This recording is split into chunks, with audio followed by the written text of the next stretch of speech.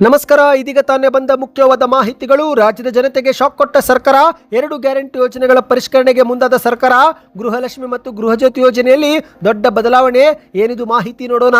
ಮತ್ತೊಂದೆಡೆಯಲ್ಲಿ BPL ration ಕಾರ್ಡ್ನ ಆದಾಯ ಮಿತಿ 1,20,000 ಇದ್ದದ್ದು 3 ಲಕ್ಷಕ್ಕೆ ಹೆಚ್ಚಳ ಮಾಡಲು ಮುಂದಾದ ಸರ್ಕಾರ. ಏನಿದು ಮಾಹಿತಿ ನೋಡೋಣ ಸ್ನೇಹಿತರೆ. ವಿಡಿಯೋನ ನೀವು ಸ್ವಲ್ಪ ಸ್ಕಿಪ್ ಮಾಡಬೇಡಿ. ಮತ್ತೊಂದೆಡೆಯಲ್ಲಿ ಉಪದೇಶ ನೀಡಲು ಹೋಗಿ ಅಪಹಾಸಕ್ಕೀಡಾದ ಲಕ್ಷ್ಮಿ ಹೆಬ್ಬಾಳ್ಕರ್ ಅವರು ಸತ್ಯಾಸತ್ಯತೆ ಏನು ಎನ್ನುವುದು ತಿಳಿಯದೆ ನೇರವಾಗಿ ಬಿಜೆಪಿ ನಾಯಕರಿಗೆ ಉಪದೇಶ ಕೊಟ್ಟಿದ್ದು ಸದ್ಯ ಇದೇ ಒಂದು ವಿಚಾರ ಲಕ್ಷ್ಮಿ ಹೆಬ್ಬಾಳ್ಕರ್ ಅವರಿಗೆ ತಿರುಗಿ ಬಾಣವಾಗಿದೆ. ಏನಿದು ಮಾಹಿತಿ ಎಂಬುದನ್ನು ಕೂಡ ನೋಡೋಣ. ಮತ್ತೊಂದೆಡೆಯಲ್ಲಿ ರೈತರು ಮತ್ತು ನನ್ನ ಕ್ಷೇತ್ರದ ಜನರ ಸ್ವಾಭಿಮಾನಕ್ಕೆ ಧಕ್ಕೆ ಆದರೆ ಮೆಟ್ಟಿನಲ್ಲಿ ಹೊಡೆಯುತ್ತೇನೆ ಎಂದು ಲಕ್ಷ್ಮಣ ಸವದಿ ಅವರು ಹೇಳಿಕೆ ಕೊಟ್ಟಿದ್ದು ಸದ್ಯ ಈ ಒಂದು ವಿಡಿಯೋವು ಕೂಡ ಭಾರಿ ವೈರಲ್ ಆಗಿದೆ ಸ್ನೇಹಿತರೆ. ಮತ್ತೊಂದೆಡೆಯಲ್ಲಿ ಕರ್ನಾಟಕದಲ್ಲಿ ಶೀಘ್ರವೇ ಹೋಟೆಲ್ ತಿಂಡಿ ದರ 60% ಏರಿಕೆ ಆಗುತ್ತಂತೆ.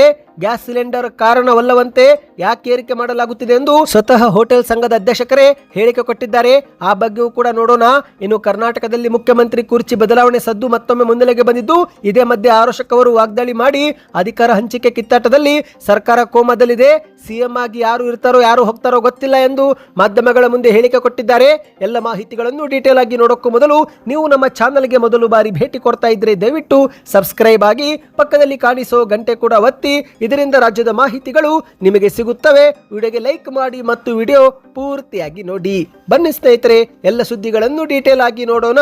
ಇದೀಗ ರಾಜ್ಯದಲ್ಲಿ ಪಂಚ ಗ್ಯಾರಂಟಿ ಯೋಜನೆಗಳನ್ನು ಜಾರಿಗೆ ಮಾಡುವ ಮೂಲಕ ನುಡಿದಂತೆ ನಡೆದ ಸರ್ಕಾರ ಎಂಬ ಹೆಸರು ಮಾಡಿಕೊಂಡಿರುವ ಕಾಂಗ್ರೆಸ್ ಸರ್ಕಾರ ಇದೀಗ 5 ಗ್ಯಾರಂಟಿಗಳ ಪೈಕಿ 2 ಗ್ಯಾರಂಟಿಗಳನ್ನ ಪರಿಷ್ಕರಿಸಲು ಮುಂದಾಗಿದೆ. ಹೌದು ಸ್ನೇಹಿತರೆ, ಮೃತಪಟ್ಟವರು ಆದಾಯ ತೆರಿಗೆ ಪಾವತಿ ಮಾಡುತ್ತಿರುವರು ಮತ್ತು ಒಂದೇ ಮನೆಯಲ್ಲಿ ಇಬ್ಬರು ಯೋಜನೆ ಲಾಭ ಪಡೆದುಕೊಳ್ಳಲಾಗುತ್ತಿದ್ದು ಹಾಗಾಗಿ ಅನರ್ಹರನ್ನ ಪಟ್ಟಿಯಿಂದ ತೆಗೆದುಹಾಕಿ ಅರ್ಹ ಬಡವರಿಗೆ ಮಾತ್ರ ಯೋಜನೆ ತಲುಪಿಸಲು ಸರ್ಕಾರ ಮುಂದಾಗಿದೆ. ಹೌದು ಸ್ನೇಹಿತರೆ, ಮಹಿಳೆಯರಿಗೆ ಪ್ರತಿ ತಿಂಗಳು ಕೊಡುವಂತಹ 2,000 ರೂಪಾಯಿಯ ಗೃಹಲಕ್ಷ್ಮಿ ಯೋಜನೆ ಮತ್ತು 200 ಯೂನಿಟ್ ಉಚಿತ ವಿದ್ಯುತ್ ಕೊಡುವಂತಹ ಗೃಹಜ್ಯೋತಿ ಯೋಜನೆಯ ಫಲಾನುಭವಿಗಳ ಪಟ್ಟಿಯನ್ನ ಸಮಗ್ರವಾಗಿ ಮತ್ತೊಮ್ಮೆ ಪರಿಶೀಲಿಸಲು ಸರ್ಕಾರ ತೀರ್ಮಾನಿಸಿದೆ. ಯಾಕೆಂದರೆ ಸ್ನೇಹಿತರೆ, ಕರ್ನಾಟಕದಲ್ಲಿ ಪ್ರಸ್ತುತ ಬರೋಬ್ಬರಿ 1,24,00,000ಕ್ಕೂ ಹೆಚ್ಚು ಫಲಾನುಭವಿಗಳು ಗೃಹಲಕ್ಷ್ಮಿ ಯೋಜನೆ ಲಾಭ ಪಡೆದುಕೊಳ್ಳುತ್ತಿದ್ದು ಇಷ್ಟು ದೊಡ್ಡ ಪ್ರಮಾಣದ ಫಲಾನುಭವಿಗಳ ಪಟ್ಟಿಯಲ್ಲಿ ಹಲವು ತಾಂತ್ರಿಕ ದೋಷ ಮತ್ತು ನಿಯಮ ಉಲ್ಲಂಘನೆ ಆಗಿರುವುದು ಪತ್ತೆಯಾಗಿದೆ.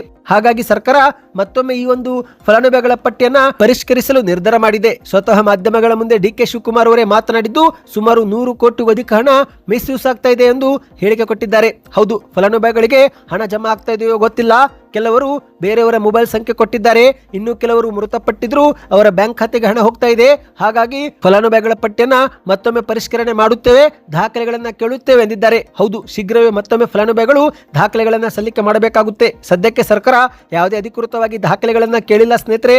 ಆದರೆ ಮಾಹಿತಿ ಬಂದ ಕೂಡಲೇ ಹೇಗೆ ಅರ್ಜಿ ಸಲ್ಲಿಕೆ ಮಾಡಬೇಕು ಎಂಬ ಮಾಹಿತಿ ಕೂಡ ನಾವು ನಿಮಗೆ ತಂದು ಕೊಡುತ್ತೇವೆ. ಹೌದು, ಯಾಕಂದ್ರೆ ಸ್ನೇಹಿತರೆ, ಒಂದು ಮನೆಯಲ್ಲಿ ಒಂದು ಕುಟುಂಬಕ್ಕೆ ಒಬ್ಬರಿಗೆ ಮಾತ್ರ ಗೃಹಲಕ್ಷ್ಮಿ ಎಂಬ ನಿಯಮವಿದೆ. ಆದರೆ ಇಂದು ಹಲವರು ಗ್ಯಾರಂಟಿ ಯೋಜನೆ ಲಾಭ ಪಡೆದುಕೊಳ್ಳಲು ಒಂದೇ ಮನೆಯಲ್ಲಿ 3-4 ಮಹಿಳೆಯರು ಗೃಹಲಕ್ಷ್ಮಿ ಯೋಜನೆ ಹಣ ಪಡೆದುಕೊಳ್ಳುತ್ತಿದ್ದು ಹಾಗಾಗಿ ಸರ್ಕಾರ ಅನರ್ಹರನ್ನ ತೆಗೆದುಹಾಕಿ ಅರ್ಹರಿಗೆ ಮಾತ್ರ ನೀಡಲು ಮತ್ತೊಮ್ಮೆ ಪಟ್ಟಿಯನ್ನ ಪರಿಷ್ಕರಣೆ ಮಾಡ್ತಾ ಇದೆ. ಬನ್ನಿ ಸ್ನೇಹಿತರೆ, ಮತ್ತೊಂದು ಮಾಹಿತಿಗೆ ಹೋಗೋಣ. ಬಿಪಿಎಲ್ ಬಗ್ಗೆ ಒಂದು ಸಿಹಿ ಸುದ್ದಿ ಬಂದಿದೆ. ಹೌದು, ಈಗಿರುವ ಆದಾಯ ಮಿತಿಯನ್ನು 3 ಲಕ್ಷಕ್ಕೆ ಹೆಚ್ಚಳ ಮಾಡಲು ಸರ್ಕಾರಕ್ಕೆ ಶಿಫಾರಸು ಮಾಡಲಾಗಿದೆ. ಹೌದು ಸ್ನೇಹಿತರೆ, ಬಡತನ ರೇಖೆಗಿಂತ ಕೆಳಗಿನವರಿಗೆ ಬಿಪಿಎಲ್ ಕಾರ್ಡ್ ಕೊಡಲಾಗುತ್ತೆ. ಆದರೆ ವರ್ಷದ ಆದಾಯ 1,20,000 ರೂಪಾಯಿ ಮಾತ್ರ ಇದ್ರೆ ಆ ಸಮಯದಲ್ಲಿ ಬಿಪಿಎಲ್ ಕಾರ್ಡ್ ವಿತರಣೆ ಮಾಡಲಾಗುತ್ತೆ. ಆದರೆ ಇಂದು ಒಬ್ಬ ಸಾಮಾನ್ಯ ವ್ಯಕ್ತಿ ದಿನಕ್ಕೆ 500 ರೂಪಾಯಿ ದುಡಿದ್ರು ವರ್ಷಕ್ಕೆ ಅದು 1,80,000 ರೂಪಾಯಿ ಆಗುತ್ತಿದ್ದು ಹಾಗಾಗಿ ಬಡವರಾಗಿದ್ರೂ ಕೂಡ ಆದಾಯ ಮಿತಿ ಕಾರಣ ಎಷ್ಟೋ ಜನರ ಬಿಪಿಎಲ್ ಕಾರ್ಡು ರದ್ದು ಮಾಡಲಾಗಿದೆ, ತಿರಸ್ಕೃತ ಮಾಡಲಾಗಿದೆ. ಅದಕ್ಕಾಗಿಯೇ ಸರ್ಕಾರ ಈ ಒಂದು ಆದಾಯ ಮಿತಿಯನ್ನು ಹೆಚ್ಚಳ ಮಾಡಬೇಕು ಎಂದು ಈಗ ರಾಜ್ಯ ಸರ್ಕಾರಕ್ಕೆ ಈ ಒಂದು ಶಿಫಾರಸು ಮಾಡಲಾಗಿದೆ. ಹೌದು ಗೆಳೆಯರೆ, ಆಡಳಿತ ಸುಧಾರಣಾ ಆಯೋಗ ರಾಜ್ಯ ಸರ್ಕಾರಕ್ಕೆ ಶಿಫಾರಸು ಮಾಡಿದೆ. ಬದಲಾಗುತ್ತಿರುವ ಆರ್ಥಿಕ ಪರಿಸ್ಥಿತಿ ಗಮನದಲ್ಲಿಟ್ಟುಕೊಂಡು ಕುಟುಂಬದ ವರ್ಷದ ಆದಾಯ ಮಿತಿಯನ್ನು ಈಗಿರುವ 1,20,000 ರೂಪಾಯಿ ಬದಲಿಗೆ 3 ಲಕ್ಷಕ್ಕೆ ಹೆಚ್ಚಿಗೆ ಮಾಡುವಂತೆ ಆಹಾರ ಇಲಾಖೆಗೆ ಈ ಒಂದು ಆಡಳಿತ ಸುಧಾರಣಾ ಆಯೋಗ ಸಲಹೆ ಕೊಟ್ಟಿದೆ. ಒಂದೊಮ್ಮೆ ಸರ್ಕಾರ ಇದಕ್ಕೆ ಗ್ರೀನ್ ಸಿಗ್ನಲ್ ಕೊಟ್ಟರೆ ಆಗ ಮತ್ತೆ ಲಕ್ಷಾಂತರ ಫಲಾನುಭವಿಗಳು ಬಿಪಿಎಲ್ ಕಾರ್ಡ್ ವ್ಯಾಪ್ತಿಯಲ್ಲಿ ಬರಲಿದ್ದಾರೆ. ಈ ಬಗ್ಗೆ ನಿಮ್ಮ ಅನಿಸಿಕೆಯನ್ನು ಕಮೆಂಟ್ ಮಾಡಿ. ಬನ್ನಿ ಸ್ನೇಹಿತರೆ, ಮತ್ತೊಂದು ಮಾಹಿತಿಗೆ ಹೋಗೋಣ. ಬಿಜೆಪಿ ನಾಯಕರಿಗೆ ಉಪದೇಶ ನೀಡಲು ಹೋಗಿ ಸ್ವತಃ ಲಕ್ಷ್ಮಿ ಹೆಬ್ಬಾಳ್ಕರ್ ಅವರೇ ಅಪಹಾಸಕ್ಕೀಡಾದಂಥ ಘಟನೆ ಉಡುಪಿಯಲ್ಲಿ ನಡೆದಿದೆ. ಹೌದು ಸ್ನೇಹಿತರೆ, ಸೌಹಾರ್ದತೆ ಹೆಸರಿನಲ್ಲಿ ನಡೆದಂಥ ಒಂದು ಘಟನೆ ಸದ್ಯ ರಾಜ್ಯ ರಾಜಕೀಯದಲ್ಲಿ ಭಾರಿ ಕಿಚ್ಚು ಹಚ್ಚಿದೆ. ಲಕ್ಷ್ಮೀ ಹೆಬ್ಬಾಳ್ಕರ್ ಅವರು ಸತ್ಯಾಸತ್ಯತೆ ಏನು ಎನ್ನುವುದು ತಿಳಿಯದೆ ಉಡುಪಿ ಜಿಲ್ಲೆ ಬಿಜೆಪಿಯವರಿಗೆ ಸೌಹಾರ್ದತೆ ಪಾಠ ಹೇಳಿದ್ದು ಸದ್ಯ ಇದೇ ಒಂದು ಪಾಠ ಲಕ್ಷ್ಮೀ ಹೆಬ್ಬಾಳ್ಕರ್ ಅವರಿಗೆ ತಿರುಗು ಬಾಣವಾಗಿದೆ. ಹೌದು, ಅಷ್ಟಕ್ಕೂ ಆಗಿದ್ದೇನೆಂದ್ರೆ ಸ್ನೇಹಿತರೆ, ಸ್ವಂತ ತಾಯಿಯನ್ನೇ ಸಮಾಜದ ಮುಂದೆ ಮಗಳು ತಮ್ಮ ನೆರೆ ಮನೆಯವರು ಎಂದು ಪರಿಚಯಿಸಿ ಸಹಾಯ ಮಾಡುವಂತೆ ಲಕ್ಷ್ಮೀ ಹೆಬ್ಬಾಳ್ಕರ್ ಅವರಿಗೆ ಮನವಿ ಮಾಡಿದ್ದು ಸದ್ಯ ಈ ಬಗ್ಗೆ ಲಕ್ಷ್ಮೀ ಹೆಬ್ಬಾಳ್ಕರ್ ಅವರು ಮಾಧ್ಯಮಗಳ ಮುಂದೆ ಸೌಹಾರ್ದತೆ ಬಿಜೆಪಿಯವರು ಇದರಿಂದ ಕಲಿಬೇಕು ಎಂದು ಹೇಳಿಕೆ ಕೊಟ್ಟಿದ್ದಾರೆ. ಹೌದು, ಇತ್ತೀಚೆಗೆ ಲಕ್ಷ್ಮೀ ಹೆಬ್ಬಾಳ್ಕರ್ ಅವರನ್ನು ಭೇಟಿಯಾದಂತ ಇಬ್ಬರು ಹಿಜಾಬ್ ಮತ್ತು ಬುರ್ಕದಾರಿ ಮಹಿಳೆಯರು ಗಿರಿಜಾ ಶೆಟ್ಟಿಗಾರ್ ಎಂಬ ಹಿಂದೂ ಮಹಿಳೆಯನ್ನ ಕರೆತಂದು ಇವರು ನಮ್ಮ ಮನೆಯವರು, ಇವರಿಗೆ ವಸತಿ ಸೌಲಭ್ಯ ಒದಗಿಸಬೇಕು ಎಂದು ಮನವಿ ಮಾಡಿದ್ದಾರೆ. ಈ ದೃಶ್ಯವನ್ನ ಕಂಡಂತ ಲಕ್ಷ್ಮೀ ಹೆಬ್ಬಾಳ್ಕರ್ ಅವರು ಮುಸ್ಲಿಂ ಮಹಿಳೆಯರು ಹಿಂದೂ ಮಹಿಳೆಯ ಪರವಾಗಿ ಬಂದು ಸಹಾಯ ಕೇಳುತ್ತಿರುವುದು ಸೌಹಾರ್ದತೆಗೆ ಸಾಕ್ಷಿ. ಉಡುಪಿಯ ಬಿಜೆಪಿ ನಾಯಕರು ಇದರಿಂದಲಾದರೂ ಸೌಹಾರ್ದತೆ ಕಲಿಯಬೇಕು ಎಂದು ಮಾಧ್ಯಮಗಳ ಮುಂದೆ ಉಪದೇಶ ನೀಡಿದ್ರು. ಆದರೆ ಇದರ ಹಿಂದೆ ಒಂದು ದೊಡ್ಡ ಸುಳ್ಳೊಡಗಿರುವುದು ಈಗ ಬಹಿರಂಗವಾಗಿದೆ. ಹೌದು, ಲಕ್ಷ್ಮೀ ಹೆಬ್ಬಾಳ್ಕರ್ ಅವರ ಮುಂದೆ ಹಿಂದೂ ಮಹಿಳೆಯನ್ನ ಸಹಾಯ ಮಾಡಬೇಕು ಎಂದು ಕರೆದುಕೊಂಡು ಬಂದಿದ್ದಂತ ಬುರ್ಕಾದಾರಿಯಲ್ಲಿ ಒಬ್ಬರು ಆಕೆ ಸ್ವಂತ ಮಗಳೇ ಆಗಿದ್ದರಂತೆ. ಹೌದು, ಮಗಳು ಮುಸ್ಲಿಂ ಧರ್ಮಕ್ಕೆ ಮತಾಂತರಗೊಂಡಿದ್ದು ಇದನ್ನ ಲಕ್ಷ್ಮೀ ಹೆಬ್ಬಾಳ್ಕರ್ ಅವರ ಮುಂದೆ ಮರೆಮಾಚಿ ನಾಟಕವಾಡಿದ್ದಾರೆ. ಸದ್ಯ ಈ ಒಂದು ವಿಚಾರ ಬಿಜೆಪಿಯ ಮಹಿಳಾ ಮೋರ್ಚಾಕ್ಕೆ ಗೊತ್ತಾಗುತ್ತಿದ್ದಂತೆ ಲಕ್ಷ್ಮೀ ಹೆಬ್ಬಾಳ್ಕರ್ ಅವರ ವಿರುದ್ಧ ಆಕ್ರೋಶ ವ್ಯಕ್ತಪಡಿಸಿದ್ದಾರೆ. ಪ್ರಚಾರಕ್ಕಾಗಿ ಮತ್ತು ಸಚಿವರನ್ನ ಯಾಮಾರಿಸಲು ಸ್ವಂತ ತಾಯಿಯನ್ನೇ ನೆರೆಮನೆಯವಳು ಎಂದು ಹೇಳಿಕೊಂಡು ಬಂದಂತ ವ್ಯಕ್ತಿಗಳಿಂದ ಬಿಜೆಪಿ ಸೌಹಾರ್ದತೆ ಕಲಿಯಬೇಕಾಗಿಲ್ಲ ಎಂದು ಬಿಜೆಪಿಯ ನಾಯಕಿ ನೀತಾ ಪ್ರಭು ಎನ್ನುವರು ಕಿಡಿಕಾರಿದ್ದಾರೆ. ಹೌದು, ಉಡುಪಿ ಜಿಲ್ಲೆಯ ಬಿಜೆಪಿ ಮಹಿಳಾ ಮೋರ್ಚಾ ಅಧ್ಯಕ್ಷೆ ನೀತಾ ಪ್ರಭು ಎನ್ನುವರು ಮಾತನಾಡಿದ್ದು, ಲಕ್ಷ್ಮೀ ಹೆಬ್ಬಾಳ್ಕರ್ ಅವರು ಜಿಲ್ಲೆಗೆ ಕೇವಲ ಅತಿಥಿಯಂತೆ ಯಾವಾಗಲಾದರೂ ಬಂದು ಹೋಗುತ್ತಾರೆ. ಜಿಲ್ಲೆ ಅಭಿವೃದ್ಧಿ ಬಗ್ಗೆ ಕಾಳಜಿ ವಹಿಸದವರು ಬಿಜೆಪಿ ನಾಯಕರನ್ನ ಟೀಕೆ ಮಾಡುವುದನ್ನೇ ಕೆಲಸ ಮಾಡಿಕೊಂಡಿದ್ದಾರೆ. ಹಿಜಾಬ್ ಬುರ್ಕಾ ಧರಿಸಿ ಶಿಕ್ಷಣ ವ್ಯವಸ್ಥೆಗೆ ಧಕ್ಕೆ ತರಲು ಯತ್ನಿಸಿದವರೇ ಇಂದು ಲಕ್ಷ್ಮೀ ಹೆಬ್ಬಾಳ್ಕರ್ ಅವರನ್ನು ದಾರಿ ತಪ್ಪಿಸಿದ್ದು, ಇನ್ನಾದರೂ ಸಚಿವರು ಇಂತಹ ಬೇಜವಾಬ್ದಾರಿ ಹೇಳಿಕೆ ನೀಡುವುದನ್ನು ನಿಲ್ಲಿಸಲಿ ಎಂದು ಮಾಧ್ಯಮಗಳ ಮುಂದೆ ಎಚ್ಚರಿಸಿದ್ದಾರೆ. ಬನ್ನಿ ಸ್ನೇಹಿತರೆ, ಮತ್ತೊಂದು ಮಾಹಿತಿಗೆ ಹೋಗೋಣ. ಇದೀಗ ಮಾಜಿ ಉಪಮುಖ್ಯಮಂತ್ರಿ ಲಕ್ಷ್ಮಣ ಸವದಿಯವರ ಒಂದು ವಿಡಿಯೋ ಸಾಮಾಜಿಕ ಜಾಲತಾಣದಲ್ಲಿ ಭಾರಿ ಸದ್ದು ಮಾಡ್ತಾ ಇದೆ. ಹೌದು ಗೆಳೆಯರೆ, ಇತ್ತೀಚೆಗೆ ವೇದಿಕೆ ಮೇಲೆ ಭಾಷಣದಲ್ಲಿ ರೈತರು ಮತ್ತು ನನ್ನ ಕ್ಷೇತ್ರದ ಜನರ ಸ್ವಾಭಿಮಾನಕ್ಕೆ ಧಕ್ಕೆ ಆದರೆ ನಾನು ಸುಮ್ಮನಿರೋದಿಲ್ಲ, ಅಂತಹ ಪ್ರಸಂಗ ಬಂದ್ರೆ ಮೆಟ್ಟಿನಲ್ಲಿ ಹೊಡೆಯುತ್ತೇನೆ ಎಂಬ ಹೇಳಿಕೆ ಕೊಟ್ಟಿದ್ದು ಸದ್ಯ ಈ ಒಂದು ವಿಡಿಯೋ ಸಾಮಾಜಿಕ ಜಾಲತಾಣದಲ್ಲಿ ಭಾರಿ ಸದ್ದು ಮಾಡ್ತಾ ಇದೆ.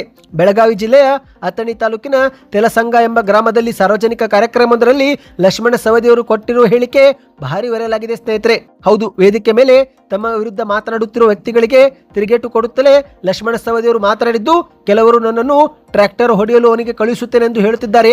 ಹೌದಪ್ಪ, ನಾನೊಬ್ಬ ರೈತನ ಹೊಟ್ಟೆಯಲ್ಲಿ ಹುಟ್ಟಿದ್ದೇನೆ, ಎತ್ತು ಹೊಡೆಯುತ್ತೇನೆ, ಟ್ರ್ಯಾಕ್ಟರ್ ಕೂಡ ಹೊಡೆಯುತ್ತೇನೆ, ಆದರೆ ಪ್ರಸಂಗ ಬಂದರೆ ಅನ್ಯಾಯ ಮಾಡಲು ಬಂದವನಿಗೆ ಮೆಟ್ಟಿನಿಂದಲೂ ಕೂಡ ಹೊಡೆಯುತ್ತೇನೆ ಎಂದು ಲಕ್ಷ್ಮಣ ಸವದಿಯವರು ಆಕ್ರೋಶ ವ್ಯಕ್ತಪಡಿಸಿದ್ದಾರೆ. ನಾನು IAS IPS ಓದಿಲ್ಲ, ಹಳ್ಳಿಯ ಸರ್ಕಾರಿ ಶಾಲೆಯಲ್ಲಿ ಓದಿ ಕಬಡ್ಡಿ ಆಡಿಕೊಂಡು ದನ ಕಾಯ್ದುಕೊಂಡು ಬೆಳೆದವನು. ನನ್ನ ಕ್ಷೇತ್ರದ ಜನರೇ ನನಗೆ ರಕ್ಷಾ ಕವಚವಾಗಿ ನಿಂತಿದ್ದಾರೆ.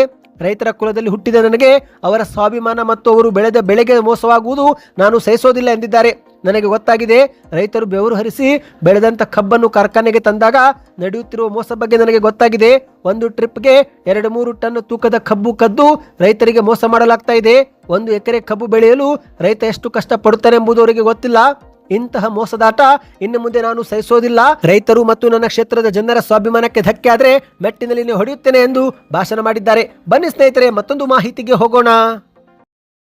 ಶೀಘ್ರದಲ್ಲೇ ಕರ್ನಾಟಕದಲ್ಲಿ ಹೋಟೆಲ್ ತಿಂಡಿ ದರ 60% ಏರಿಕೆ ಆಗುವ ಸಾಧ್ಯತೆ ಇದೆ. ಹೌದು ಸ್ನೇಹಿತರೆ, ಗ್ಯಾಸ್ ಸಿಲಿಂಡರ್ ಬೆಲೆ ಏರಿಕೆಯಿಂದ ಏರಿಕೆ ಮಾಡಲಾಗುತ್ತಿಲ್ಲ, ಬದಲಿಗೆ ಕಾರ್ಮಿಕರ ಕನಿಷ್ಠ ವೇತನವನ್ನು 60% ಹೆಚ್ಚಿಗೆ ಮಾಡಿದ್ದ ಪರಿಣಾಮ ಈಗ ಹೋಟೆಲ್ ಉದ್ಯಮದ ಮೇಲೆ ತೀವ್ರ ಪರಿಣಾಮ ಬೀರಲಿದ್ದು, ಇದರಿಂದಾಗಿನೇ ಶೀಘ್ರವೇ ಹೋಟೆಲ್ ಊಟ ಮತ್ತು ತಿಂಡಿ ಬೆಲೆಯಲ್ಲಿ 60% ಏರಿಕೆ ಆಗಲಿದೆ ಅಂತೆ. ಹೌದು ಗೆಳೆಯರೆ, ಇಡ್ಲಿ 1 ಪ್ಲೇಟ್ಗೆ 80 ರೂಪಾಯಿ ಮತ್ತು ದೋಸೆ 1 ಪ್ಲೇಟ್ಗೆ 150 ರೂಪಾಯಿ ಆಗಲಿದೆ ಎಂದು ಹೋಟೆಲ್ ಮಾಲೀಕರು ಎಚ್ಚರಿಸಿದ್ದಾರೆ. ಹೌದು, ಕನಿಷ್ಠ ವೇತನವನ್ನು ರಾಜ್ಯ ಸರ್ಕಾರ ಕಾರ್ಮಿಕರ ಒಂದು ವೇತನ 60% ಹೆಚ್ಚಿಗೆ ಮಾಡಿ ಆದೇಶ ಹೊರಡಿಸಿದೆ. ಹಾಗಾಗಿ ಅನಿವಾರ್ಯವಾಗಿ ನಾವು ಕೂಡ ಆಹಾರ ಪದಾರ್ಥ ಬೆಲೆಯನ್ನ ಹೆಚ್ಚಿಗೆ ಮಾಡಬೇಕಾಗಿದೆ ಎಂದು ಹೋಟೆಲ್ ಮಾಲೀಕರ ಸಂಘದ ಅಧ್ಯಕ್ಷ GK ಶೆಟ್ಟಿ ಎನ್ನುವರು ಮಾಧ್ಯಮಗಳ ಮುಂದೆ ತಿಳಿಸಿದ್ದಾರೆ. ಹೌದು ಸ್ನೇಹಿತರೆ, ಇದೀಗ ಕಾರ್ಮಿಕರ ಕನಿಷ್ಠ ವೇತನವನ್ನು 60% ಏರಿಕೆ ಮಾಡಿದ್ದರಿಂದಲೇ ಕಾರ್ಮಿಕರ ಸಂಬಳವನ್ನು 23,000 ರೂಪಾಯಿ ಮೇಲೆ ಕೊಡಬೇಕಾಗಿದೆ.